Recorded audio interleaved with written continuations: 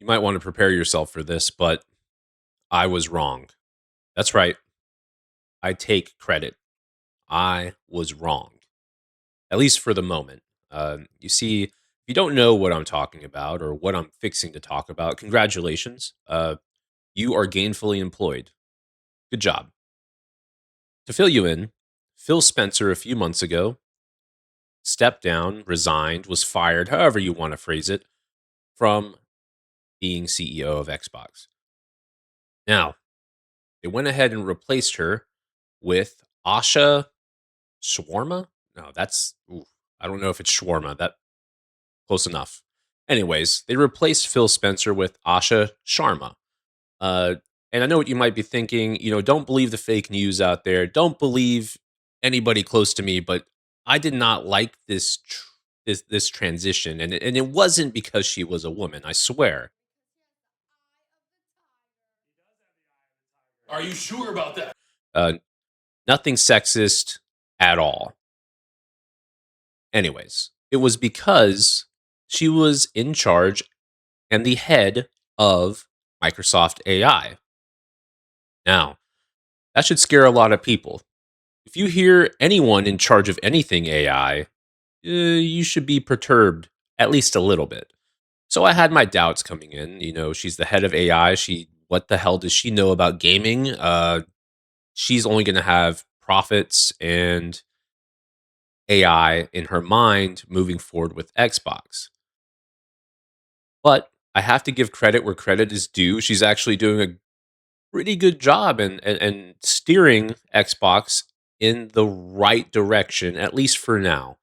Um, if you haven't heard, Xbox had hiked its prices for its Game Pass, and they've reeled that back a little bit.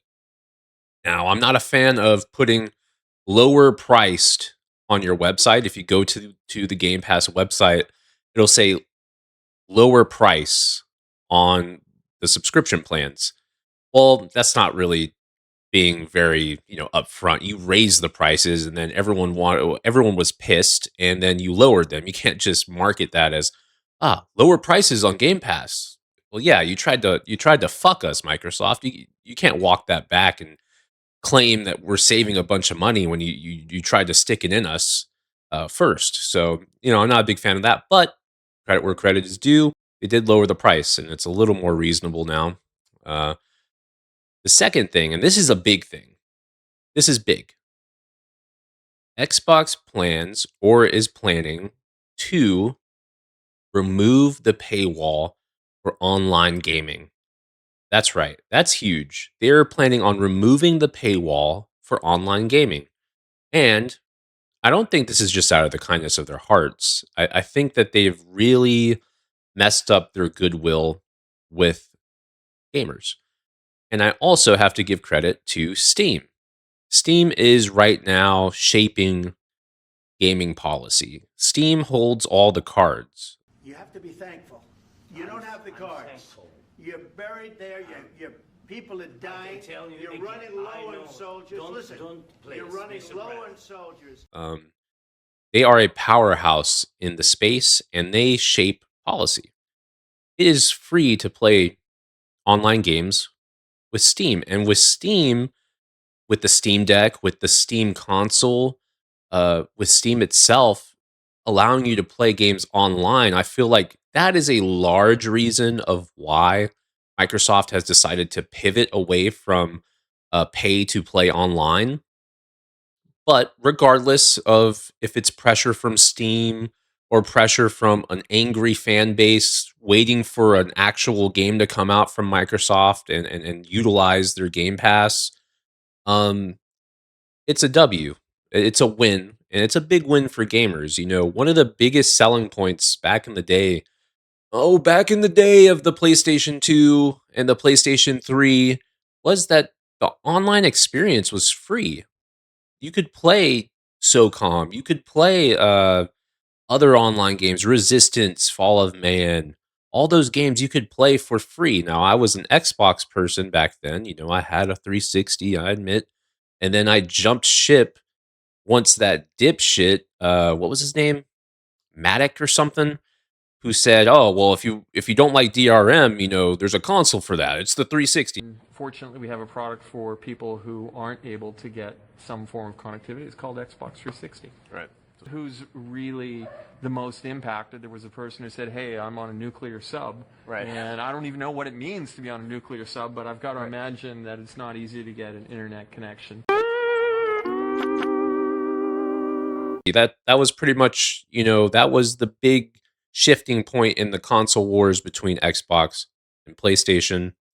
And ever since then, I've been a PlayStation user.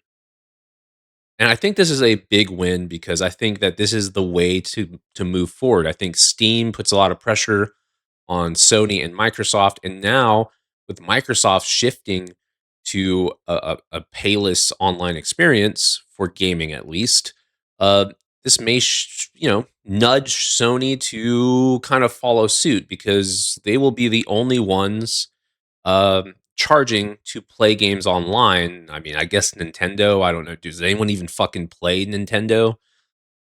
Sorry, I just pissed off a lot of people, but Christ, they don't need online. I mean, that's a local co-op system. I think this is what it's moving towards, and I just wanted to give props to Microsoft and Sharma. So far so good. Now let's get some games out there. You are a console, so if she's able to deliver on Fable, and I know she's not making the fucking games, but she is in charge of the studios that are pumping out these games in a way. Xbox needs to immediately shift all of their power, money, everything that they have into getting Halo onto the right track. Halo Infinite had a lot going for it. It just didn't have a lot of content to keep people playing, and it had a lot of failed promises that they didn't deliver on. Split screen co-op being one of them.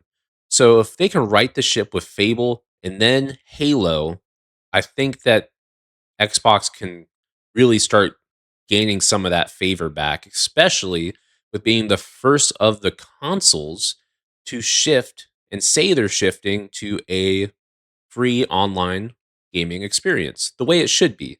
Um, in a way, they pioneered uh, paying to play online. They were a pioneer in the market. They were the first with Xbox Live because Xbox Live was so much better than anything else out there. It was head and shoulders above PlayStation Online, and it was way better than anything on PC. But things have come a long way. Things have shifted. There's a lot more out there. PlayStation Network, it's still behind Xbox in a lot of ways, but in a lot of ways, they're very much on even ground. And then Steam is completely blowing them out of the water, you know, with sales, the store, library, all of it's in one central place. You can talk and party chat there, even though I use Discord. And they've lost kind of that edge that they had on the market before. So I think shifting, being pioneers again, well, not really pioneers, but pioneers for the console space and going back to free online is really going to change things for Microsoft. And I think it's a great step forward for gamers and a big win. But yeah, that's all I got to say about that. Y'all have a great day. Subscribe if you're not subscribed, and leave a comment down below. Do you think Xbox is going in the right direction?